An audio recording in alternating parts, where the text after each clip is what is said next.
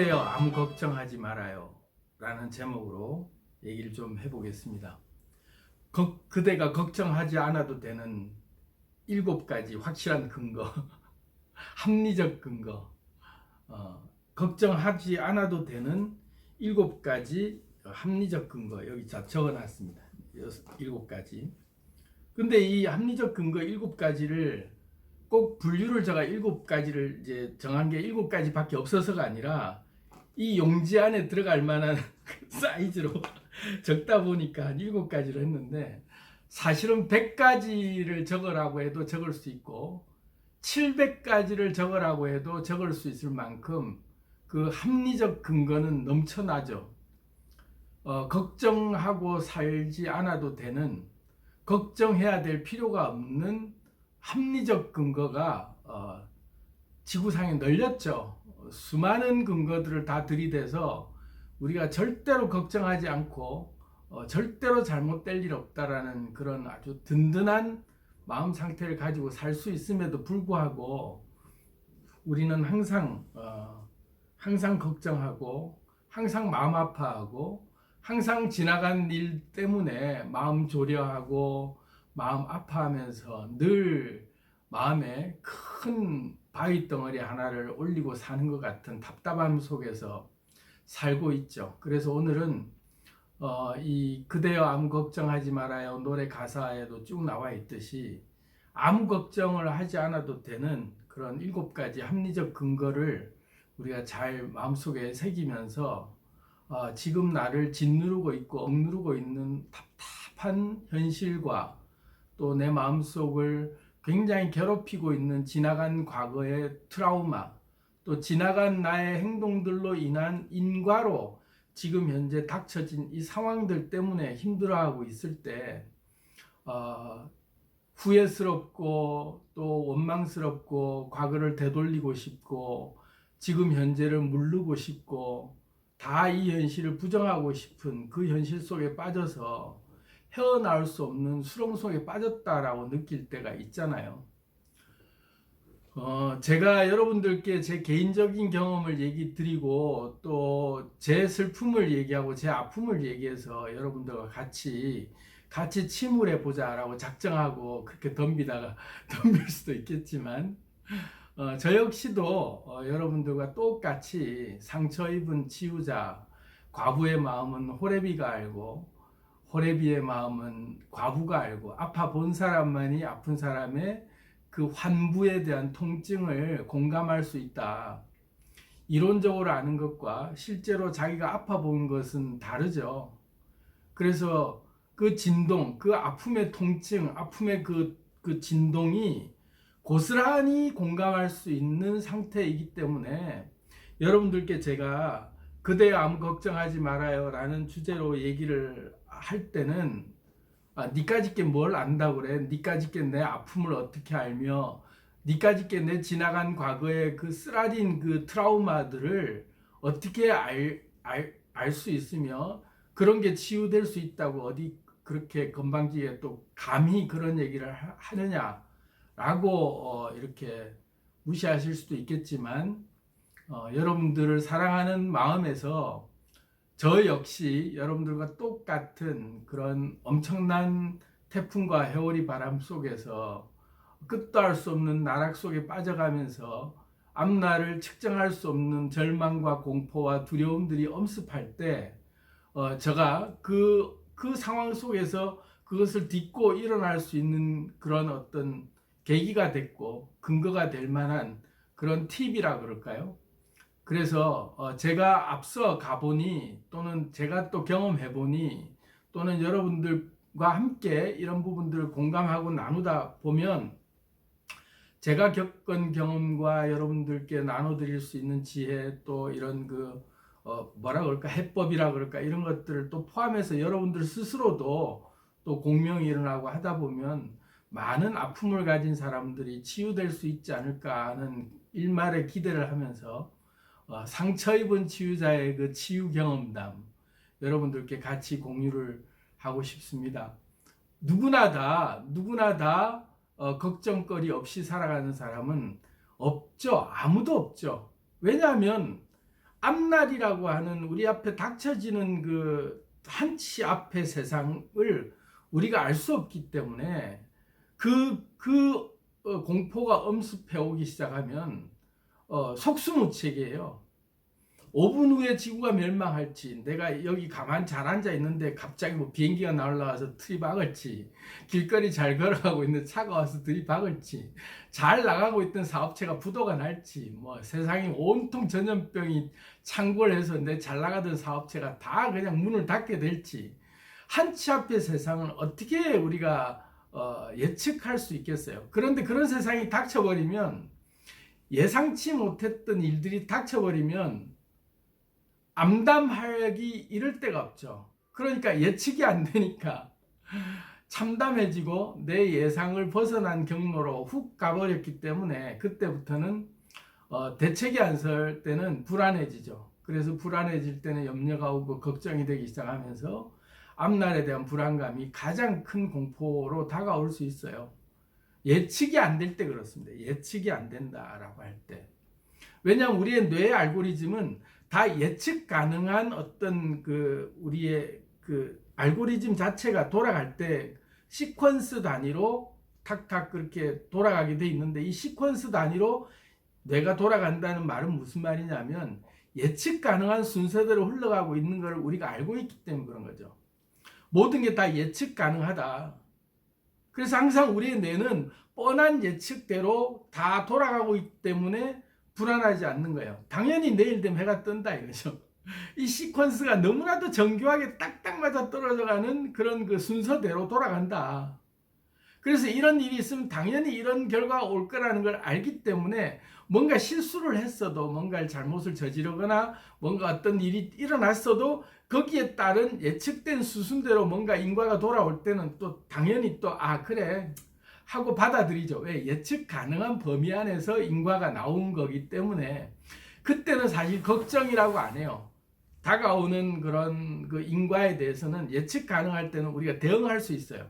미리 준비할 수 있다면, 저기 멀리서 바위가 굴러오고 있다 이러면 뻔히 보고 있을 때는 굴러오고 있는 게 충분히 내가 예측 가능하고 또 대응할 수 있을 때는 충분히 피하면 끝이에요.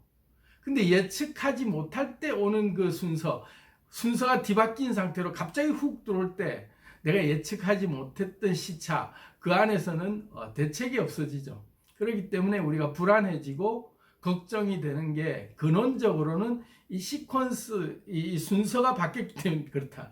항상 예측 가능한 범주에서 벗어날 때 불안한 거예요. 그게 과학적 어떤 그 걱정이 되거나 불안해지는 근거가 거기에 기인한 겁니다. 그래서 우리가 걱정이 될 수밖에 없는 게, 모든 게 다 예측 가능한 상태에서만 돌아간다면 이것은 그 뭐라 그럴까, 기계가 움직이는 것과 같은 그런 그 세상이기 때문에 하나도 재미가 없죠. 그냥 뭐 제각제각 시계바늘 돌듯이, 다람쥐 쳇바퀴 돌듯이 그냥 똑같은 일들만 늘 일어나기 때문에 그 변수라고 하는 이벤트, 그 엔트로피라고 하는 변수가, 복잡성이 일어나지 않기 때문에 멈춰 있는 거죠. 이해되시나요? 사람이 걱정된다 또는 뭔가 불안하다, 우리가 심히 어떤 부분에서 염려가 되고 막 안절부절하고 거기에 대해서 내가 통제가 안 될 정도로 정말로 내가 불안 상태에 빠질 때는 뇌가 혼란 상태에 있다라는 얘기인데, 뇌가 혼란 상태에 있다는 것은 시퀀스가 엉켰기 때문에 그렇다. 순서가 엉켰기 때문에 예측이 안 되는 상태다. 그런데 우리가 이 예측이 안 되는 것이 사실은 세상이다. 세상은 예측대로 돌아가는 것 같지만 또 세상은 예측 불가능한 엄청난 변수들이 계속해서 생기는 것이 또 세상이다. 그래서 새로움이 늘 생기는 거죠. 새로움이라고 하는 것은 예측 가능한 그 범주에서 일어나는 것이 아니라 예측하지 못한 것이 일어날 때 새로움이에요. 그래서 이 세상이 늘 우리가 살아갈 만하다라고 느낄 때 알게 모르게 예측 가능한 범주 안에서도 새로움이 항상 있기 때문에 거기에 대한 짜릿한 그 새로움에 대한 긴장감, 불안감, 그 생존에 대한 그런 공포, 이런 것들이 스릴로 작용되면서 도파민, 엔돌핀이 막 샘솟는 거예요. 그래서 내가 부지런히 경로 찾기 활동을 들어가면서 굉장히 뇌가 흥분 상태로 돌아가면서 이 빨리 지도를 찾기 위해서 시퀀스를 또 조합하기 위해서 또 새로 대응한 새로 닥친 어떤 변수를 새로운 시퀀스 안에 끼워 넣는 이 알고리즘 작업을 계속 해내 가면서 최적화를 거쳐가는 것이 이 창조에 돼가는 이 세상의 원리인 거죠. 자, 그런데 우리가 이 걱정하지 말아요 할 때, 그대야 아무 걱정하지 말아요 할 때 그렇게 그냥 뭐 아주 쿨하게 그렇게 다 받아들이고 그냥 뭐 그래 그 과학적으로 뭐 그런 거 이렇게 남 얘기하듯이 넘어갈 수 있다면 얼마나 좋을까요? 그런데 우리의 삶은 실상은 그렇지가 않죠.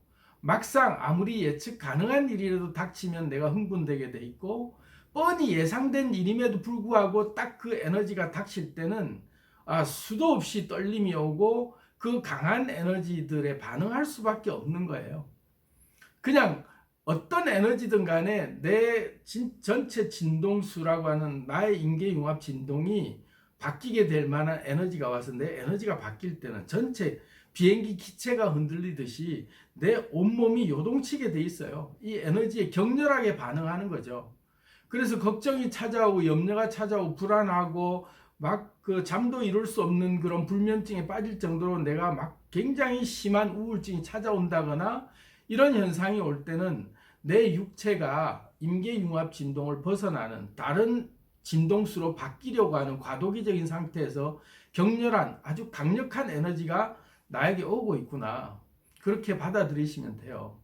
순탄할 때, 평탄할 때, 그럴 때는 그런 에너지가 안 느껴져요. 왜냐하면 그냥 늘 예측 가능한, 평탄하다는 얘기는 예측 가능한 그런 사이클 안에 있다는 얘기거든요. 범주를 벗어나지 않은 거예요. 예측 범주를 벗어나지 않은 건데, 내가 불안해지고 막 되게 슬프거나 격한 감정이 들거나 어떤 상태, 또 극도로 흥분돼서 기분이 좋거나 어쩌거나 할 때 간에 내가 평소에 느끼지 않는 그런 사이클 범주에서 뭔가 에너지가 왔을 때는 그게 훅 내 몸을 어디로 떠밀고 나가는 거죠. 내 에너지 진동체가 훅 바뀌고 있는 중이다. 거기에 격렬한 반응하고 있는 중이다. 뭐 그렇게 이제 느끼시면 돼요. 근데 그렇게 이제 또다시 이렇게 남 얘기하듯이 떨어져 나가서 얘기할 게 아니라 오늘은 내 마음을 좀 살펴보고 내가 힘들어질 때 걱정이 되고 앞날에 대한 불안감이나 아니면 지나간 과거의 트라우마나 또 지나간 어떤 사람과의 인연 때문에 정말로 그때의 기억이 막 정말로 괴롭게 다시 떠오르거나 내가 그때 조금만 잘했으면 내가 이때 이렇게 했으면 하는 후회감이 올 만한 어떤 상황들이 다시 또 탁 맞닥뜨려져서 내 마음을 그냥 요동치게 만들 때 그때 우리는 어떻게 해야 할까?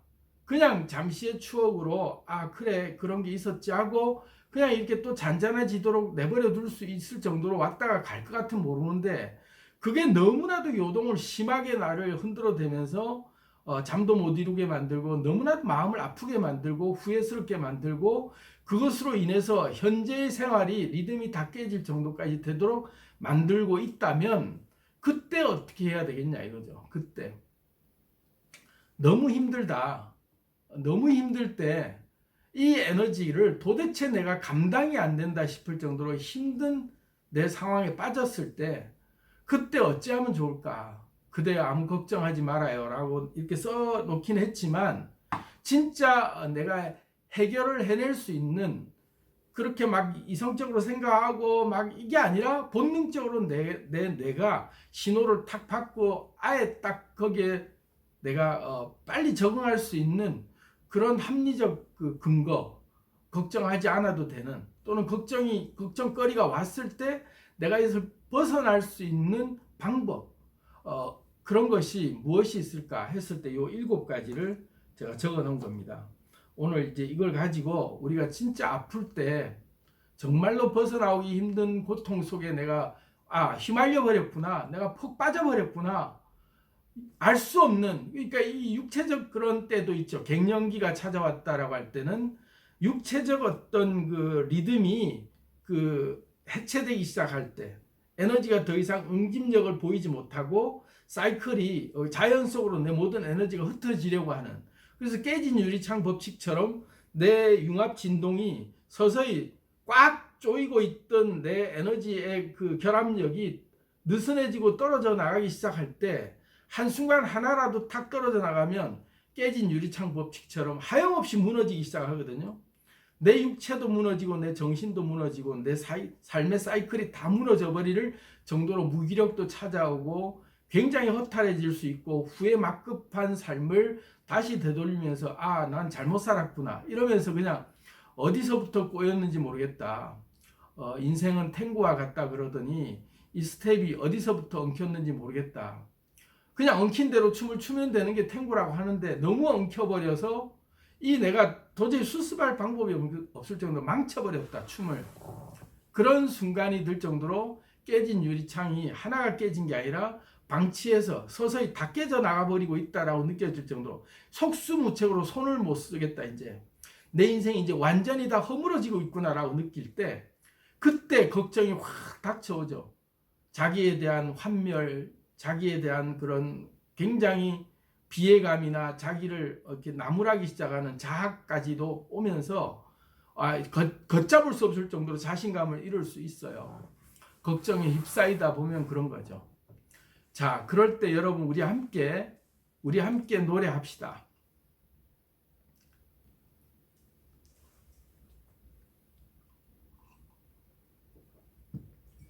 우리 함께 이 늪에서 한번 빠져나와 봅시다. 어떻게 하면 빠져나올 수 있을까? 이 지독한 우울증, 이 지독한 내 온몸이 망가질 것 같은 이 무기력감, 이 세상에 대한 정말로 무기력감, 자신감이 급격히 사라지는 정말 이번 생은 내가 망했단 말인가? 이번 생은 도저히 회복이 안 되겠구나, 끝났구나 라고 느껴질 때의 그 한없이 위축되는 나의 자신감. 자, 이럴 때 우리가 어떻게 헤쳐나올 수 있을까? 한번 붙잡아 보자고요. 그 끈을 분명히 붙잡을 수 있는 근거가 있어요. 합리적 근거. 여러분들이 납득할 수 있는 7가지 근거를 적어놨지만 이 7가지 뿐만 아니라 적어라 그러면 700가지도 적을 수 있어요. 그렇지만 지면 관계상 오늘은 엑기스만 딱 추려서 심플하게 빨리 빠져나올 수 있는 그런 방법을 한번 찾아봅시다. 우리 자, 첫 번째, 걱정한다고 아무것도 달라지는 게 없다. 이게 첫 번째 합리적 근거로 우리가 생각을 해봐야 돼요. 걱정한다고, 내가 염려한다고, 내가 내 인생을 자학하고 나를 이번 생 망했다고 나를 채근한들 내가 하염없이 이 벌어진 이 상황, 현재의 사태, 현재의 상황, 지나간 과거 때문에 힘들어지는 나의 모든 나를 자책하고 싶고 그때의 원인들을 내가 되돌아가서 그 원인들을 다시 되돌리고 싶은 그런 어떤 결정적 실수 또는 내가 나로 인해서가 아니라도 어떤 계기로 인해서 망가져버린 어떤 그런 것들에 대해서 그런 걸 걱정한다고 해서 그런 걸 염려한다고 해서 해결이 될 수 있는가? 그것을 다시 붙들고 아무리 골똘하게 내가 그것을 없애버리려고 노력한다고 한들 그게 없애질 수 있는 걱정거리인가를 생각을 해보면 걱정거리는 하나도 내가 어찌할 수 있는 게 없는 것들이다. 그러니까 걱정한다고 해결되고 걱정하지 않는다고 해결이 안 되는 것이 아니다. 첫 번째 이유가 그런 거죠. 이거는 뭐 수도 없이 많은 사람들이 얘기를 많이 해왔던 거잖아요. 예수님도 그런 말을 하죠. 네가 걱정한다고 해서 네 머리털이 한 올이라도 자랄 수 있게 될 수 있느냐 이거죠. 들의 백합화를 보라. 그들은 누가 심고 물 주고 입히고 하지 않아도 저렇게 아름다운 옷을 입고 있다. 공중에 나는 새를 보라 이거야. 곡간을 가지고 창고에다가 쌓아놓지 않아도 그날 먹을 음식을 먹이시고 입히시거늘 하물며 너희일까 보냐라고 예수님이 이제 우리들에게 얘기했던 말이 있죠. 지 먹을 거리는 다 지가 타고난다. 그렇기 때문에 먹고 살 걱정이라든지 잠잘 걱정이라든지 살아가는 그 근본적인 생명을 유지하는 데 있어서 그런 그 호구지책은 걱정거리가 아니다. 하물며 오지도 않은 일들을 걱정할 것은 네가 사서 걱정을 해야 될 이유가 뭐냐. 또 하물며 여기 이제 2번 지나간 것은 지나가 버렸고 앞으로의 일은 오지도 않았다. 이거 두 번째 근거가 지나간 것은 이미 지나가 버린 거예요. 그러니까 걱정을 해봐야 소용이 없는 것이 지나간 것이기 때문에 이미 지나가 버린 거야. 강물은 떠나가 버렸어. 제3 한강교 밑을 오늘도 쉬지 않고 흘러가고 있는 거야. 그냥 이미 지나가 버린 거예요. 지나가 버린 것을 걱정해봐야 이미 지나가 버린 거예요. 지나가 버린 거라니까? 없다니까 지금? 이미 지나가 버린 과거예요. 지나가 버렸어요. 지나간 거예요. 잘 생각해 보세요. 지나간 거예요. 여기 있지 않다니까? 여기에 그 문제가 있는 게 아니라 그때의 그 문제가 지나간 문제예요. 근데 왜 지금 내가 힘들다. 지나간 과거 때문에 힘들다. 지나간 나의 그 인과 내가 저질러 놨던 일 때문에 지금 힘들다라고 우리는 받아들인단 말이야. 지나간 일 때문에 힘들다. 지나간 일이다. 이건. 지나간 일이 나를 힘들게 하고 있다. 어디서 많이 들어본 얘기죠. 그게 뭐냐면 뉴턴 역학이에요. W 힘은 F 이꼴 ma 파워 F 이꼴 ma 힘. 이 현재의 인과는 질량과 가속도, 이 현재 내가 만들어진 요 모양, 현재 이 상태는 어떤 힘이 작용돼서 지금 이런 상태가 됐다. 그게 인과의 법칙인데 이 법칙을 우리는 만고불변의 진리라고 믿어왔어요. 뉴턴의 법칙이. 근데 뉴턴의 법칙이 무너지고 있어요. 인과의 법칙 자체가 무너지고 있다니까. 우리는 지나간 과거가 지나간 나의 어떤 행동이 지금의 인과로 나에게 다가와서 나를 이렇게 힘들게 하게 만든 원인이 됐다라고 우리는 믿고 있잖아요. 뭐 당연히 물질적으로는 이렇게 이런 원인들이 합쳐져서 이렇게 결과가 나왔다. 당연히 그렇게 인과가 보여지죠. 물질적으로 보여지죠. 그런데 양자 물리학의 공식 현대 물리학으로 넘어와서 뉴턴 역학을 깨부수면서 상대성 역학과 양자 역학이 지금은 대체되고 있잖아요. 이미 뉴턴 역학이 무너지고 있고요. 상대성 역학, 아인슈타인의 상대성 이론과 양자 물리학의 이론이 두 개가 대체되고 있는 중이에요. 모든 것은 상대적이다. 그게 상대성 역학이잖아. 모든 것은 상대적이다. 인과에 의한 결과로 당연히 이 결과가 나온다고 생각했는데 그 상태에서조차도 상대적이다. 상황에 따라, 상대에 따라, 관찰자의 어떤 관점에 따라 상대적일 수밖에 없다. 현재치의 값은. 이게 상대성 원리예요. 상대적이다. 모든 것은 상대적이다. 이게 역학으로 증명이 된 거예요. 두 번째가 양자역학은 뭐냐면 지나간 과거조차 양자지우개로 현재 관찰자의 현재 행위로 인해서 과거가 바뀌어버린다. 여러분들 이게 좀 이해가 안 가실 수 있는 논리일 수 있어요. 그렇지만 과학적으로 증명이 된 거예요. 지나간 과거가 현재의 나의 관찰자의 어떤 액션이 들어가면 과거가 바뀌어버린다. 이미부터 진행되어 온 것이 어떻게 바뀌냐. 이미 이건 확정돼서 오고 있는 다 이미 결과가 난 것들인데 왜 현재 어떤 걸로 과거가 바뀌는 게 말이 되느냐라고 했는데 말이 되거든요. 말이 되는 게 이해가 안 되는 거죠. 왜? 지나간 과거를 지금 바꾼다고? 말도 안 되는 소리 하지 마라고 하는데 뽀젓이 지금 이런 결과가 나왔잖아.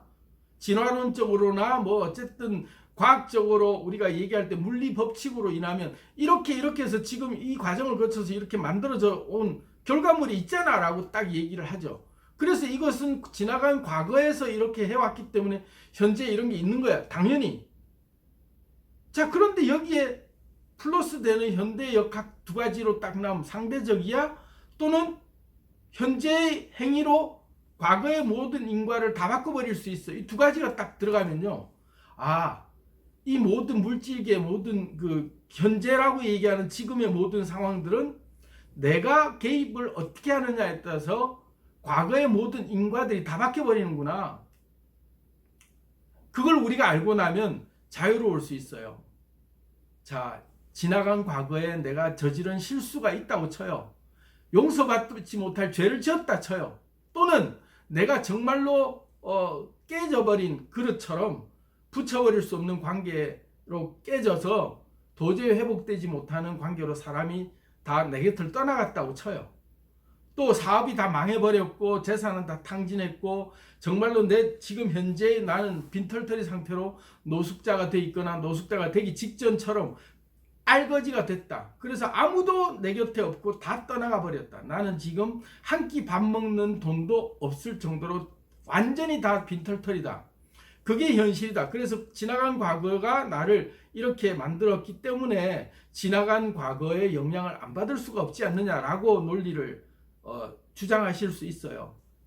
이제까지는 그 고전 역학상 그렇게 우리는 다 받아들여 왔죠. 그래, 맞아. 당연히 그렇기 때문에 우리는 현재의 이 결과에 대해서는 내가 다 감수해야 돼 라고 우리는 인정하였단 말이에요. 그런데 패러다임이 바뀌고 있어요.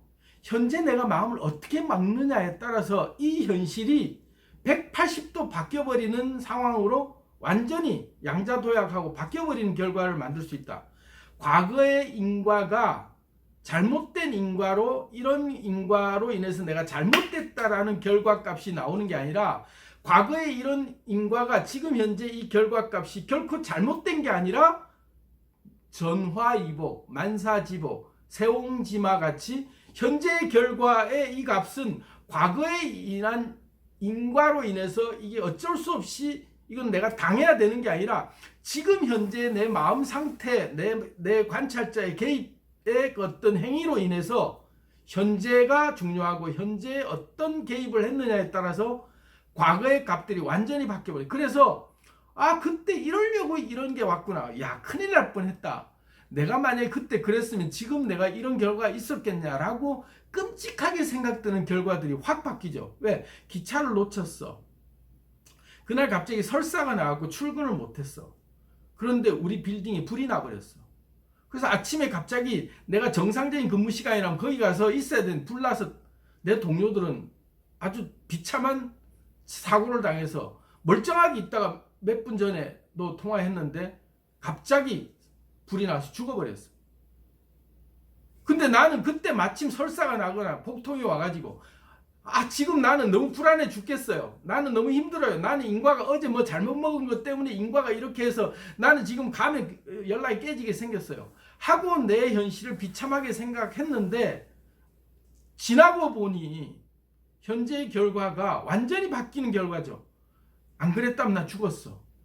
그 설사, 어젯밤에 먹고 내가 탈났던 게 나를 살리게 만든 어떤 굉장히 결정적인 엄청난 행운이었구나 하면서 과거의 인과가 통째로 바뀌는 거예요. 그 과거에 내가 잘못된 거다라고 하는 행위가 아니라는 게 확 받아들여지는 거예요.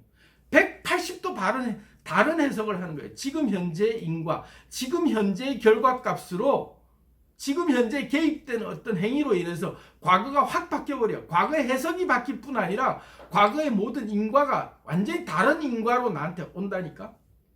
쌍둥이 빌딩 사고 날 때 갑자기 무슨 비행기 표가 뭐 이상하게 져갖고 못 탔다거나 뭐 그래갖고 출근을 정상시 못했는데 살아남은 사람의 그 엄청난 유명한 스토리도 있죠.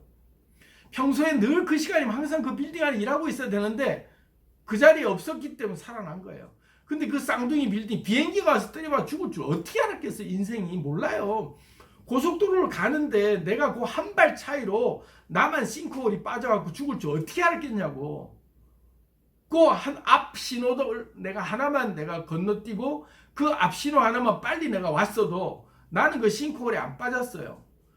그 앞 신호 내가 기다렸다가 다음 순서대로 느긋하게 왔어도 나는 그 싱크홀에 안 빠졌어. 근데 그 찰나지간에 그 잠시의 순간에 내가 신호가 왔는데 나는 마음이 바빠 죽겠는데 왜 내가 지금 여기 걸려야 되나 막 짜증나고 지나간 과거로 그 운전해 오는 내내 동안 내가 나를 힘들게 만들었는데 알고 보니까 내가 살아날 수 있었던 근거는 그 앞에 신호 때문에 내가 살았다 하면 그 신호가 얼마나 고마웠겠어요. 내가 어느 카페에 앉아갖고 차를 마시고 정말로 지금 차 한잔 하실까요? 맛있게 차 한잔 마시면서 정말로 소중한 사람이랑 정겨운 대화를 나누고 있는 카페가 있고 거기에 약속을 해서 당연히 그 시간에 빨리 가서 좋은 어떤 시간을 보내려고 잔뜩 기대를 가지고 출발을 했는데 예기치 못한 뭔가 누가 나한테 물을 뿌려갖고 또는 뭔가 좀 해서 옷을 갈아입게 돼서 다시 돌아오고 그러는 과정 속에서 약속 시간이 30분이 늦었고 그쪽도 마찬가지로 뭔가 일이 생겼고 그러는 중간에 거기에 버스가 와서 들이박아갖고 그 안에 있던 사람이 다 죽었다면 과연 내 옷 버려진 것이 행운일까요? 불행일까요? 그때 그 당시에는 내가 그 인과 때문에 난 지금 너무나도 힘든 결과를 맺고 있다라는 그런 그 계속되어 오는 그때의 그 생각이 그 사람과 이별하게 됐다거나 이런 결과로 나를 계속 괴롭히고 있다면 그 다음 일의 이 얘기는 내가 써나가는 스토리잖아요. 그런데 그걸로 인해서 만약에 내가 그때 그런 일이 없었다면 또는 그때 그런 일이 있었다면이라는 그 전제로 다음 벌어질 일을 어떻게 누가 예상할 수 있겠어요? 아무도 예측 못하는 미래라니까요. 아무도 알 수 없어요. 그 변수는. 그런데 지금 내가 마음을 어떻게 먹느냐 이거지. 지금 내가 마음을 하나 고쳐먹고 거기에 대한 인과에 대한 끄달리는 게 아니라 그래 다 이유가 있어. 그렇게 된 데는 지금 내가 이렇게 요 모양 요 꼴로 내 환경에 처해진 데는 다 그럴 만한 오묘한 뜻이 있는 거야. 그러면서 만사가 지복이야. 만사가 다 복이야. 내가 이렇게 된 데는 그 오묘한 하늘의 뜻이 있어서 그런 거야. 지금 내 요 모양 요 꼴이 결코 비참한 게 아니야. 지금 이 순간 완전하고 지금 이 순간이 가장 최고의 내 컨디션 상태를 유지하게 만들려고 설사가 난 거야. 라고 생각할 순간 과거가 다 바뀌는 거예요. 왜? 내가 그것을 먹었기 때문에 이랬다라는 것이 잘못된 걸로 내가 인과를 적용을 해왔는데 이 값이 잘못된 값이라고 하는 그 측정 값이 현재 시점에서 항상 측정이잖아요. 현재 시점에서 측정해보니 지난번에 이런 인과로 인해서 현재 이까지 왔구나까지는 그 뉴턴 법칙이 맞아요. F=ma가 적용돼 온다니까. 이걸 무시하는 게 아니에요. 그런데 요 현재 시점에서 관찰자의 나의 힘이 나의 에너지 값이 나의 관찰 행위가 어떤 행위가 개입되어 있느냐에 따라서 내가 보고 싶은 세상에 내 창에 나만의 인과에 내 세상을 어떻게 내가 창조하겠다라고 하는 나의 핵심적인 주도적인 나의 인과가 들어갔을 때 과거의 모든 인과가 바뀔 뿐더러 미래의 인과도 내가 현재의 시점에서 다 좌지우지하는 거죠. 그게 지나간 것은 지나간 대로 지나가 버렸고 이거는 이미 지나간 거죠. 그런데 중요한 것은 뭐냐? 오지도 않을 것을 미리 걱정할 필요도 없죠. 오지도 않을 것을 미리 걱정할 필요도 없는 거예요. 왜냐? 안 왔기 때문에. 근데 중요한 건 지금인데 여기 이제 쭉 내려가면 사실 5번, 4번, 5번, 7번에 이제 좀 이제 나오는 얘기인데 미리 얘기하고 있는 것 같은데 지금은 조금 요 순서대로 가볼게요. 앞으로 일은 오지도 않았다. 2번이고요. 3번은 비워야 채워진다. 생각도 사람도 물건도 비워야 채워진다. 아까 그 인과에 대한 얘기는 과학적 근거가 있는 거니까 좀 이해되셨죠? 그러면 세 번째는 비워야 채워지는데 우리 옥택 규칙에 의해서 8가지 체외각 전자가 항상 꽉 차야 안정이 되는데 내가 불안하고 불안정하고 내가 염려가 되고 막 힘들어질 때는 언제냐 하면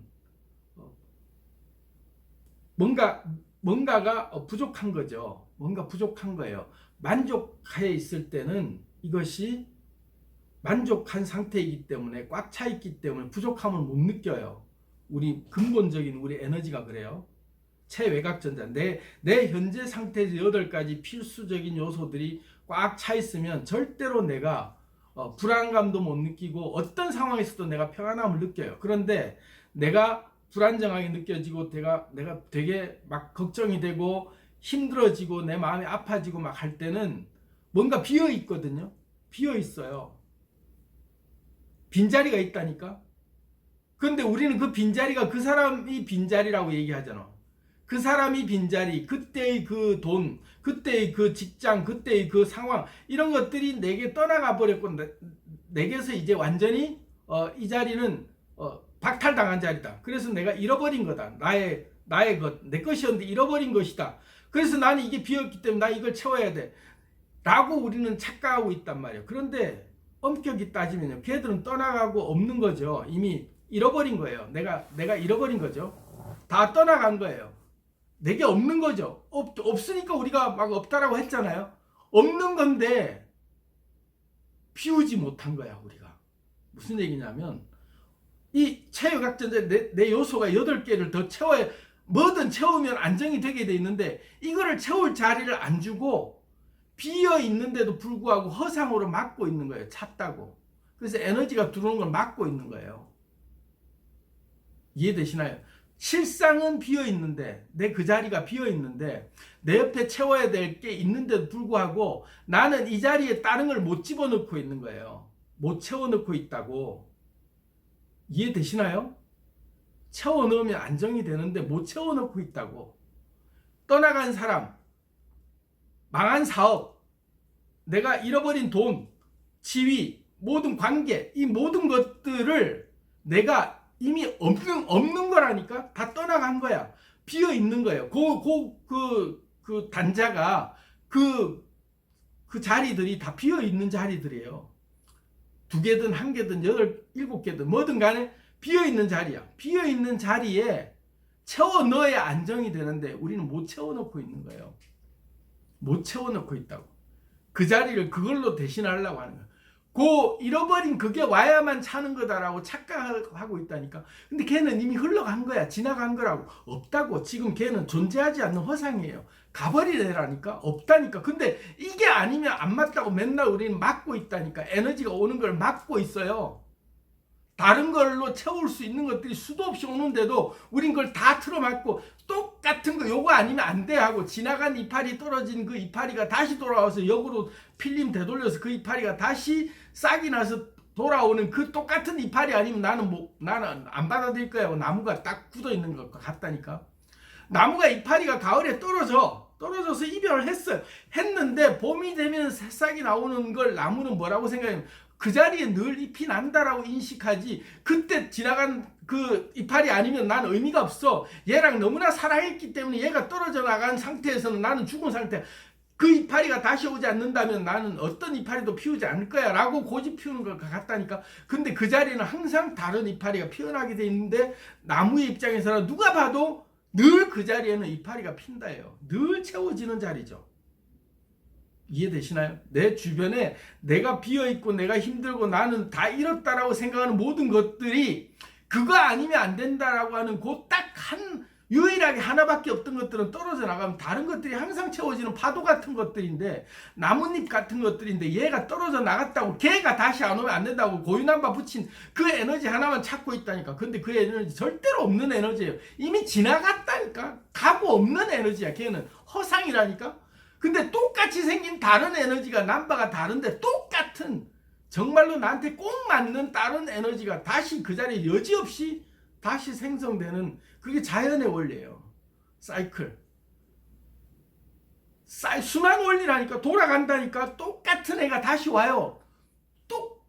누가 봐도 똑같은 에너지, 누가 봐도 새로운 기운으로 정말로 이전보다 더 새롭게 느껴지는 그런 에너지가 오게 돼 있는데, 딱 맞는 게 여기에 딱 맞다니까. 그 구멍에 딱 맞는 것들만 항상 오게 돼 있어요. 에너지 주파수상.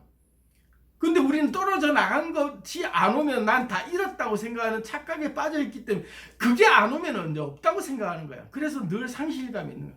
2번 다시 기회는 없다. 이젠 돌아오지 않는다. 끝나버렸다라고 생각. 기회가 아니래도 널렸거든요. 수도 없이 많은 에너지는 항상 그 자리에 순번 대기하고 기다려요. 줄을 섰어. 줄을 섰다니까. 순번 대기하고 있는 그 내 대체해줄 그 자리에 딱 기다리고 있는 애들이 수도 없이 많은 에너지들이 줄을 서 있어요. 그게 사업이든 관계든 뭐든 간에 항상 대기하고 있어. 바로 옆에서. 내가 열고 그 자리에 채워넣기만 하면 돼요. 채워넣으면 되는데 내가 막고 있다니까. 근본적으로. 비어있는 것을 채워넣으면 되는데 내가 비어있지 않다라고 내 스스로 착각하고 있기 때문에 그 자리를 못 내주는 거예요. 그 누구에게도 내 옆에 자리를 못 내주는 거예요. 근데 마음을 열고 내주기 시작하면요, 새잎이 피기 시작하는 거예요. 항상 봄이 되면 새잎이 펴요. 항상 뭘 하든 간에 새로운 생각이 떠오르고 새로운 아이디어가 떠오르고 새로운 관계가 만들어지고 새로운 돈이 생기고 새로운 환경이 만들어져서 나를 빛나게 하고 내가 기뻐하게 만들 수 있는 그런 분위기는 언제든지 돌아오게 돼 있어요. 사람 죽은 자리에 가보면 초상집에도 사흘 밤낮을 울고 있을 것 같죠. 그런 집이 있으면 나와보라 그래요. 사흘 밤낮 울고 있는 집 아무도 없어요. 아무리 정말로 소중한 사람이 떠나갔다 해도요, 그 찰나지간에도 웃고 있고 그 찰나지간에 잊어버리고 다른 거 하고 있는 새로 채워지는 내 에너지들이 계속 있다는 걸 알게 된다고요. 초상집에도 웃음이 있어요. 그렇듯이 우리 몸이 썩어 문드러져 나가고 다 망가지는 것 같아도 늘 교체되고 있는 에너지들이 있기 때문에 내가 이걸 교체하지 않고 있는 것에 대한 착각으로 막고 있을 뿐이다. 얘가 안 오면 없다라고 생각하기 때문에 그런 거죠. 근데 걔는 이미 떠나가내고 새로운 에너지는 내 옆에 널렸는데 내가 마음을 열고 어떤 거든 채워넣으려고 작정하는 순간 항상 채워져 있다. 그래서 채워넣기만 하면 안정되게 돼 있죠. 채워넣기만 하면 돼요. 비워야 채워지는 거죠. 생각도 사람도 물건도. 가지고 있는 상태에서는 못 채워넣어요. 내려놓고 비우고 깨끗이 해야 새 것이 오죠. 그 원리를 생각하시면 돼요. 아, 지금 내가 힘들어하고 있는 것은 내 곁에 다 떠나고 나는 정말 혼자고 나는 돈도 없고 나는 모든 것에서 나는 지금 다 고립되어 있는 상태구나. 다 허물어졌구나. 라고 할 때 반대로 생각해보면 다 비어있구나. 다 비어있구나. 나의 단자들이 다 비어있구나. 그러면 이제 다 채우면 되겠네. 뭐라도. 신기한 게요. 옥텟 규칙이 너무나 신기한 게 큐브가 이 멀티 큐브 같이 8개 딱 차면은 얘들 채우고 나면은 다른 걸 채울 자리가 없어서 우린 걱정일 수 있잖아요. 한 번밖에 채울 수 없는 자리이기 때문에 소중해. 그러니까 난 항상 얘는 내가 기다렸다가 정말 딱 맞는 애 오면 채우려고 난 아껴놓고 있는 거야. 아끼다 똥 된다니까. 이거 다 채우잖아. 그냥 그 순간에 내 옆에 8개를 빨리 채우고 나면 얘가 멀티큐브처럼 싹 돌아가고 또다시 8개 필요한 것들 또다시 채우고 얘 갈아 끼우고 계속 순환되는 작용을 하면서 계속해서 바뀌어 끼워지는 그런 순환작용이 일어나고 있어요. 우리가 왜 사람을 함부로 못 사귀고 왜 사업을 함부로 못하고 왜 뭔가를 함부로 이렇게 시작을 못하냐면 실패할까 봐 그래. 잘못 끼워 넣었다가 인연도 잘못 맺었다가 정말로 안 좋은 악연을 만나면 두고두고 후회할 거기 때문에 이 인연은 내가 한 번 맺을 때 소중해야 돼.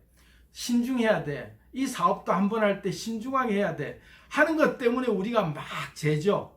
막 몇 번을 고민하고 몇 번을 사람을 막 그렇게 시험해보고 하면서 정말로 꼼꼼히 뜯어보려고 해서 그렇게 골랐죠. 근데 바둑 용어에 그런 말이 있어요. 장고 끝에 악수 둔다 이런 말이 있어요. 고르고 정말로 내 마음에 꼭 드는 사람 만나려고 길을 쓰고 그렇게 고르다 보면요, 정말로 어디서 그렇게 최고로 안 오는 사람을 만나는지 장고 끝에 악수를 두죠. 근데요, 잘 사는 사람들 보면요, 쉽게 만나고 쉽게 헤어져서 그 어떤 것에도 무게를 두지 않고 그렇게 사람의 기대치를 두지 않으면서도 그때그때 필요한 것들을 많이 접해본 사람만이, 그 연애도 많이 해본 사람이 잘한다고 그런 말 하잖아요. 많이 먹어본 놈이 잘 먹는다고. 많이 경험해보면 그 다양한 그 세팅 값을 알고 그때 알 수 있는 거지. 고르다가 얘는 이래서 안 되고 얘는 이래서 안 되고 해다 내 자리를 결국 계속 비워놓고 있다 보면 나중에 얘가 굶어가지고 굶주린 상태에서 허겁지겁 아무거나 시간에 그 초읽기에 말려가지고 그냥 아무거나 둔다고요. 그래서 장고 끝에 악수 둔다는 바둑 용어가 그런 거예요. 장고를 하면 초읽기에 들어가서 내가 말리기 시작한다니까. 그런데 지금 그냥 펴랑 그냥 두는 거예요. 그때그때마다. 손 따라 둔다라고 하는 바둑 용어처럼 손 따라 두는 게 아니라 지금 내가 필요한 것들에 적합한 그 순간순간에만 최선을 다해서 대응을 하는 그런 상태에서 내가 채우고 그냥 또 아니면 갈아 끼우고 그러면서 계속 하다 보면은 딱 맞는 것들이 그때마다 값을 알게 된다면 그 다음에 영락 없는 것들을 택할 수 있는 눈이 열려요. 그래서 비우고 채우는 것에 대해서 내 빈자리를 아무한테 줄 수 없다. 내 빈 거를 아무거나 채울 수 없다. 하고 이번에 하는 거는 정말 신중해야 돼. 이번이 마지막이야. 라는 각오로 정말로 우리가 심혈을 기울일 때가 있죠. 저도 지금 이 상황이 그래요. 유튜브 같은 경우. 제가 이번에 여기에 올인을 해서 이번이 마지막이야. 라는 각오로 열심히 하고 있단 말이에요. 그런데 유튜브 아니면 어때? 막말로. 그죠? 나의 근본적인 코어의 자신감을 믿는다면 유튜브 아니면 딴 거라도 언젠간 될 사람이야. 지금 현재를 즐겨 하고 뭐라도 했을 거죠. 근데 이거 아니면 아니다라고 하는 그 절박감 속에 이거에 대해서 너무나도 목을 매게 되면 어느 순간에 여기에 내가 노예가 되죠. 여기에 매어버려요. 이거 아니면 어때 하고 자유로운 마음으로 다양한 시각이 보여지기 시작하면 그때부터는 내 영혼이 자유롭고 선택할 수 있는 게 다양해 보여요. 근데 이거 아니면 아니다 이러면 그 다음부터 안 보여. 더 이상 교체되려고 하는 그런 에너지 당겨와도 이게 최선일 것 같아서 붙잡고 있는 미련이 생긴다니까요. 그래서 에너지 흐름은 또 다른 얘기에서 또 한번 다루겠지만 어쨌든 지금 내게 다가오는 모든 것들은 내가 마음이 힘들어져 있을 때는 내가 이거 아니면은 안 돼라는 것 때문에 계속 고르고 있는 것 때문에 못 채우고 있기 때문에 내가 더 속으로 더 갈증을 느끼고 더 굶주려 간다. 그래서 더 찌그러져 가다 보면 초읽기에 말려서 급하게 나중에 뭐라도 그냥 아무거나 닥치는 대로 선택하게 되면 그때 악수를 두게 된다. 그러니 여유로울 때 지금 그냥 편하게 선택하고 편하게 갈아 끼우고 하는 습관을 들이다 보면 언제든지 온다. 언제든지 기회는 온다. 언제든지 새 꽃잎은 피게 돼 있다. 이런 마음으로 그냥 미련 없이 보내주고 미련 없이 맞아주고 이런 마음으로 보다 보면 전체적인 환경을 보는 값이 이렇게 폭이 넓어지는 거죠. 그래서 어쨌든 간에 비어있는 것들에 대한 두려움을 우리가 다른 걸 채울 때 한 번에 잘 채워야 된다는 걸 두려움을 가지지 말고 그냥 오는 에너지 편안하게 지금 현재 나한테 딱 맞는 것들로 그냥 그렇게 내가 원하는 것들 채우고 또다시 순환되면 또 다른 게 또 갈증이 느껴질 또 다른 것들을 또 갈증을 느낄 때마다 거기에 만족하면서 지내다 보면 어느새 내 전체적인 에너지 주파수가 충족된 주파수가 내가 딱 이렇게 에너지 주파수가 상승이 돼 있다 보면 그런 것들이 또 끌려오게 돼 있죠.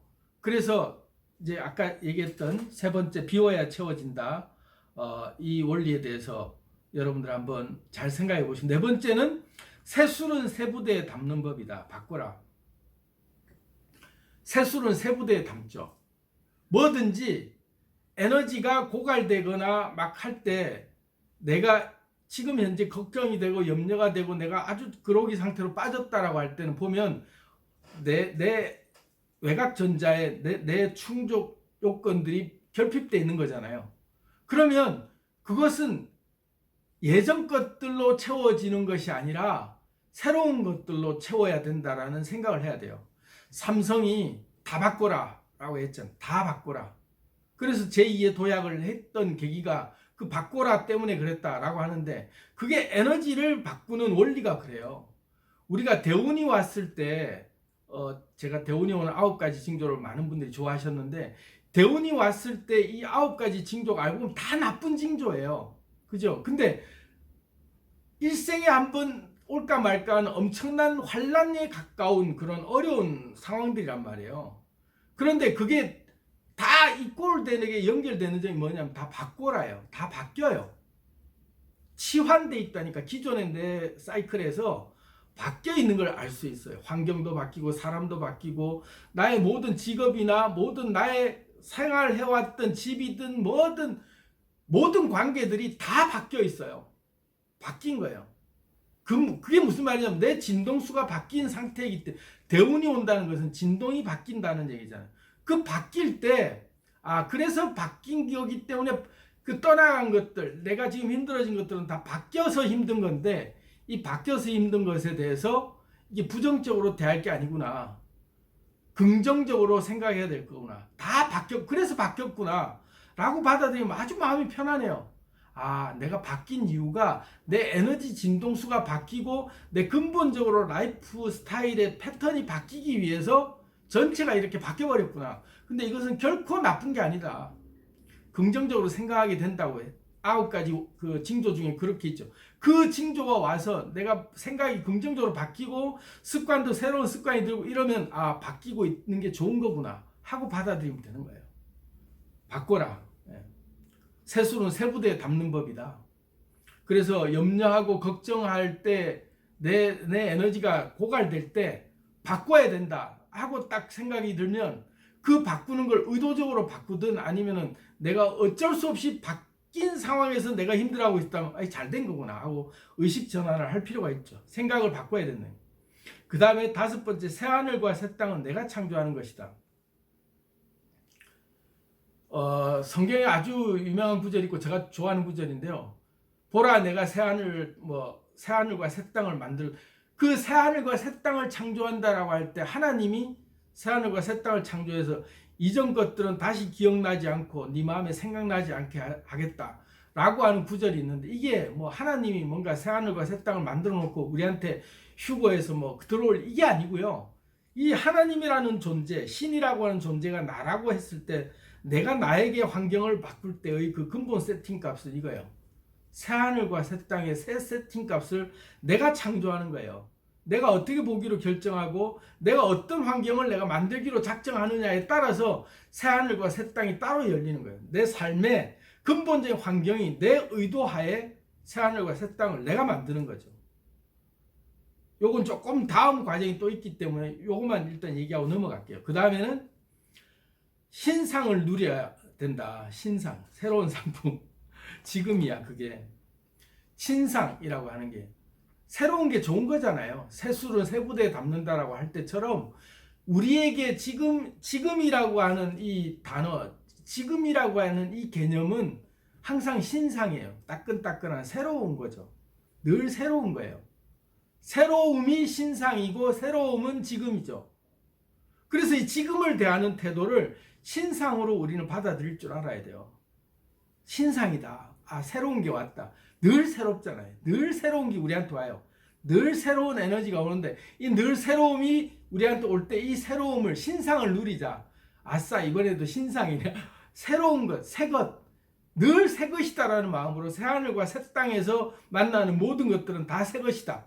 이 마음으로, 새 것을 보는 마음으로 관찰자의 효과로 이름 다 떼고 새로운 의미를 부여하고 새로운 이름 붙이고 새로운 관념으로 다 대하면서 다 신상을, 지금 누려지는 모든 것들 다 새로운 것이기 때문에 새 이름을 붙일 필요가 있다. 그 다음에 이제 7번째 마지막으로 과거와 우아하게 화해하기. 이별해야 된다. 과거와. 걱정에서 벗어나는 법, 걱정하지 않는 이유, 7가지 합리적 근거는 과거와 우아하게 화해할 수 있어야 돼요.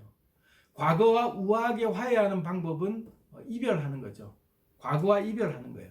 그래서 여기에 므낫세라고 하는 이름이 이스라엘 12지파 중에 한 이름인데, 요셉의 아들 므낫세와 에브라임이라고 하는 두 아들이 있는데, 요셉이 12아들 중에서 11번째 아들인데 이 요셉의 아들이 둘로 갈라지면서 13지파가 됐죠.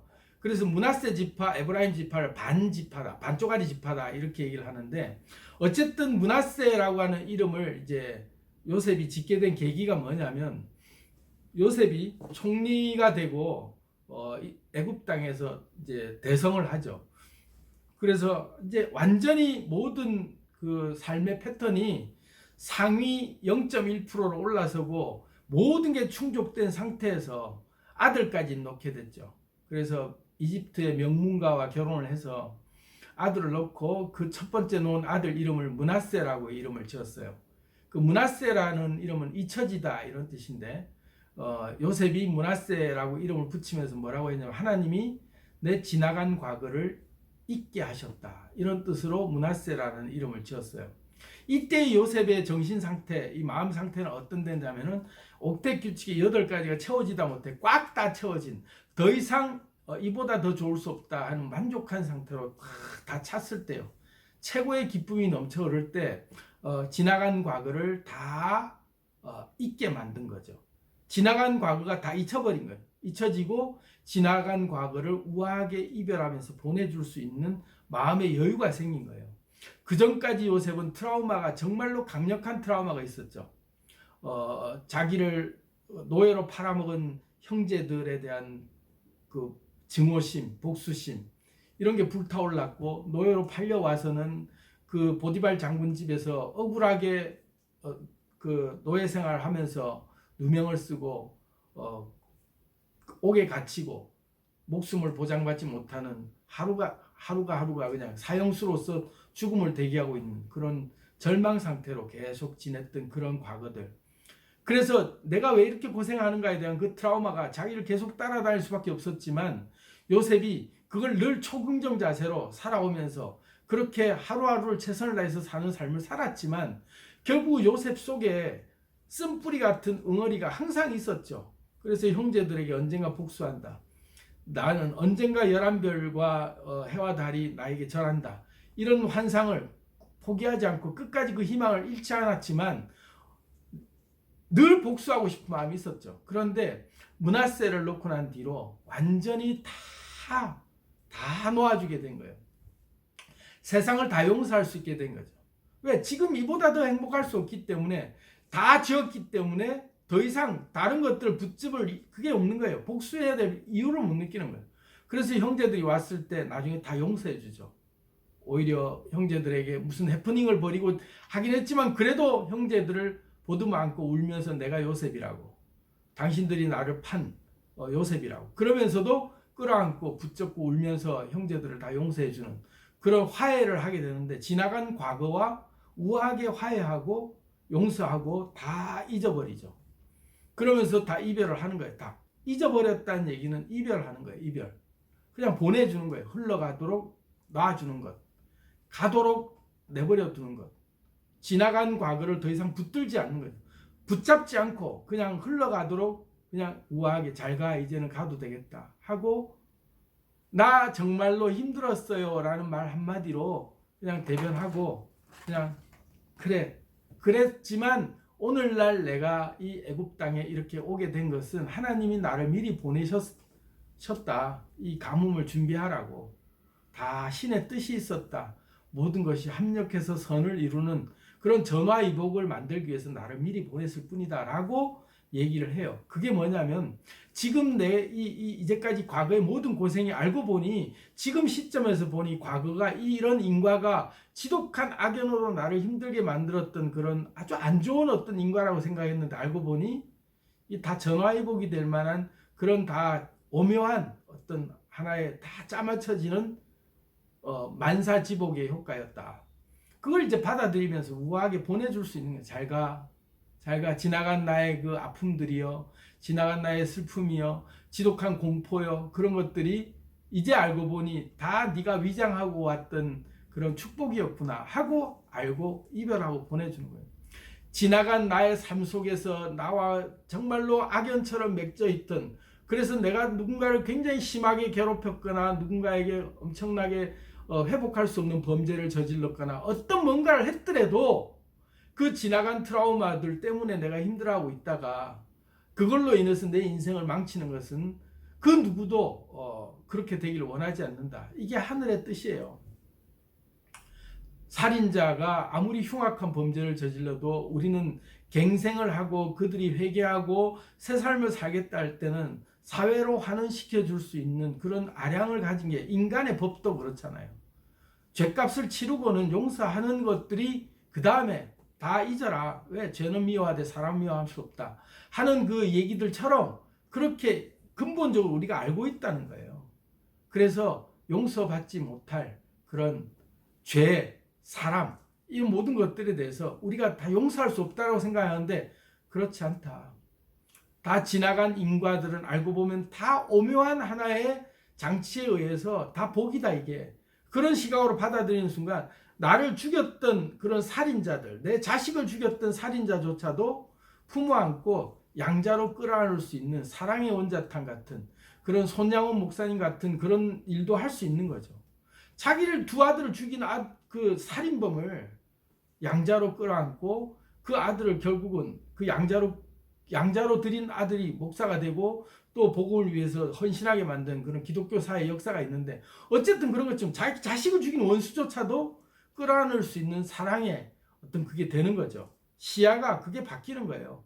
아, 이 인과가 알고 보니 저 인간이 악마로서 나에게 지긋지긋한 악연이 아니고 알고 보면 오늘날 이런 오묘한 일을 만들기 위한 과거에 이런 인과로 왔던 것들이 복이구나.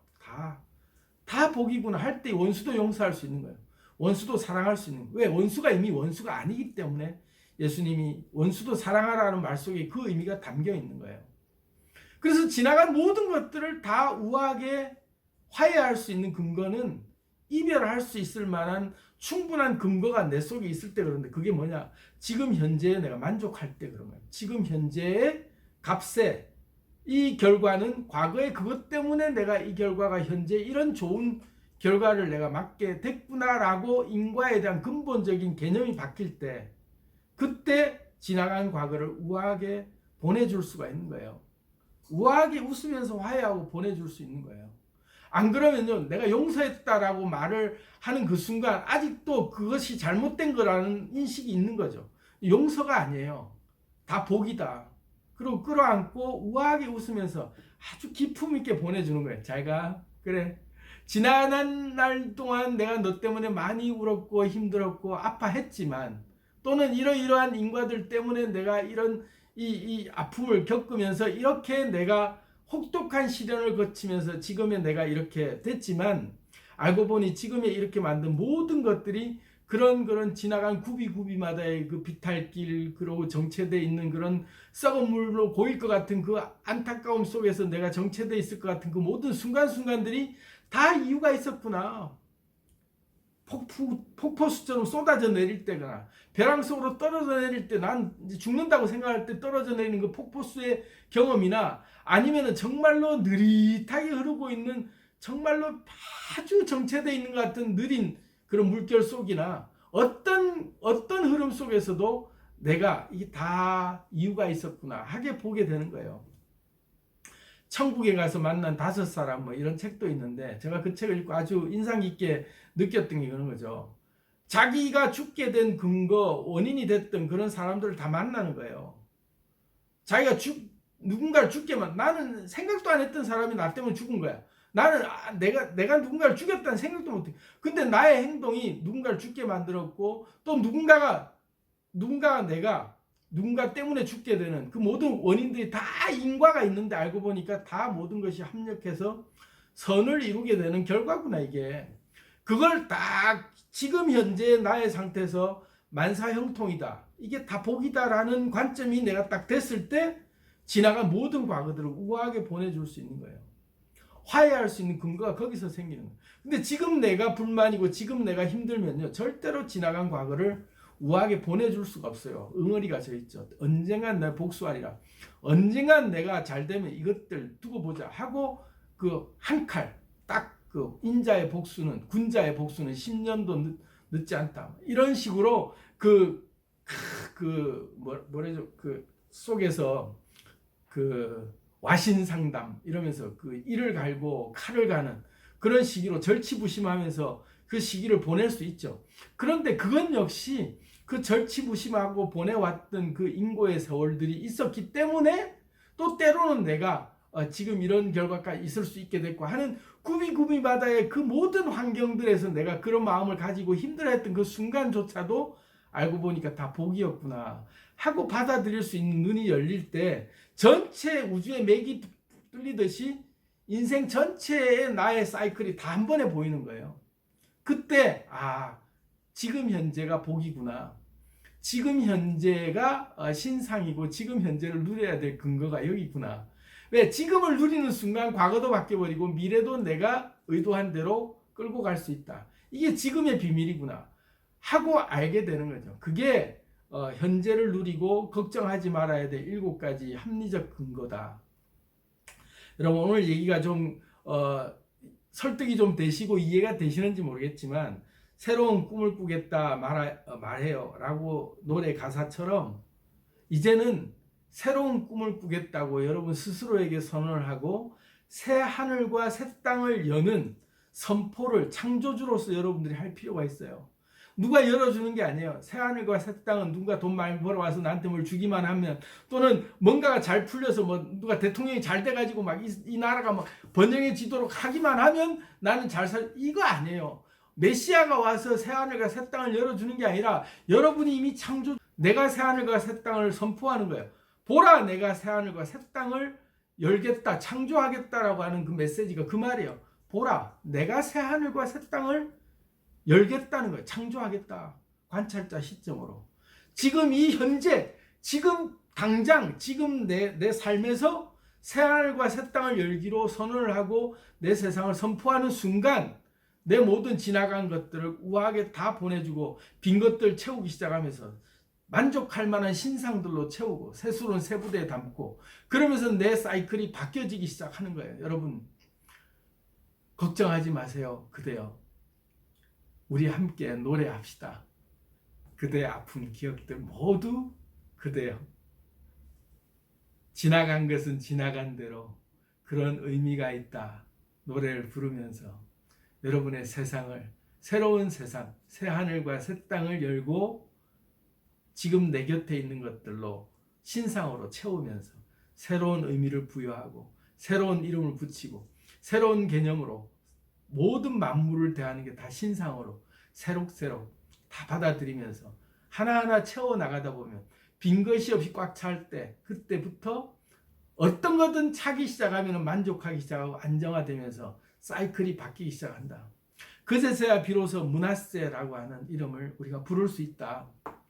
하나님께서 지나간 내 과거를 다 잊게 하셨다. 그래서 지나간 과거를 우아하게 잊고 이별하면서 그냥 보내주는 거예요. 그리고 좋은 지나간 과거들은 우리가 그렇게 잊을 필요가 없죠. 추억으로 한 페이지에 남기고 언제든 추억의 일기장을 꺼내보면서 흐뭇한 웃음으로 이렇게 바라보면서 지나간 과거를 새록새록 또 곱씹으면서 회상에 잠겨서 기분 좋아질 때도 있고 또 이 쓰라렸던 과거들조차도 끄집어 나서 생각날 때마다 그래 다 그런 건 의미가 있었어. 지나간 것은 지나간 대로 의미가 있었어. 그러니 이제부터 내가 너를 보내주마 하고 우아하게 화해하고 보내주세요. 그래 여러분들 에너지가 상승의 에너지가 찾아와서 새로운 에너지가 여러분들을 채워주기 시작할 거예요. 행복하시기 바랍니다.